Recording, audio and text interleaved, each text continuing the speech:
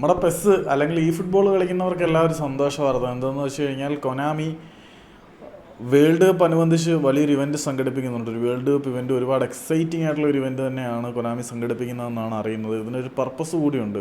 EA sports അവരുടെ football ഗെയിമിങ്ങിലേക്ക് പഴയ പ്രതാപം തിരിച്ചു പിടിപ്പിക്കുക എന്നുള്ള ലക്ഷ്യവുമായിട്ട് ഫിഫയുമായിട്ട് കൂടി ചേർന്നുകൊണ്ടൊരു ഈവൻറ്റ് ഓർഗനൈസ് ചെയ്യുന്ന കാര്യം നിങ്ങൾക്ക് എല്ലാവർക്കും അറിയാമല്ലോ. അതിനകത്ത് നെറ്റ്ഫ്ലിക്സ് ഉൾപ്പെടെ പല ആളുകളും ചേർന്ന് കോൺട്രിബ്യൂട്ട് ചെയ്തിട്ടുണ്ട്. അപ്പം അതിനെ ഓവർ ഷാഡോ ചെയ്യാൻ വേണ്ടിയിട്ട് വേൾഡ് കപ്പ് ടൈം ക്യാപിറ്റലൈസ് ചെയ്യണം എന്നുള്ള തീരുമാനത്തിലേക്ക് കൊനാമി എത്തുന്നതിനകത്ത് ആർക്കും അത്ഭുതപ്പെടാനൊന്നുമില്ല.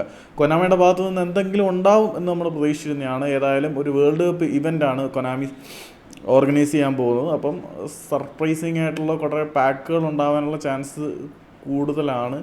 പിന്നെ വല്ല സ്പെഷ്യൽ പ്ലേയേഴ്സിനെയൊക്കെ കിട്ടാനുള്ള ചാൻസും ഉണ്ടെന്നാണ് പ്രതീക്ഷിക്കുന്നത്. ഏതായാലും EA സ്പോർട്സിൻ്റെ ഇവൻറ്റിനെ ഓവർ ഷാഡോ ചെയ്യണം എന്നുള്ള ഉദ്ദേശത്തോടു കൂടി കൊനാമി EA സ്പോർട്സിന് ഫിഫയുമായിട്ടുള്ള കൊളാബറേഷനും ഉണ്ട്.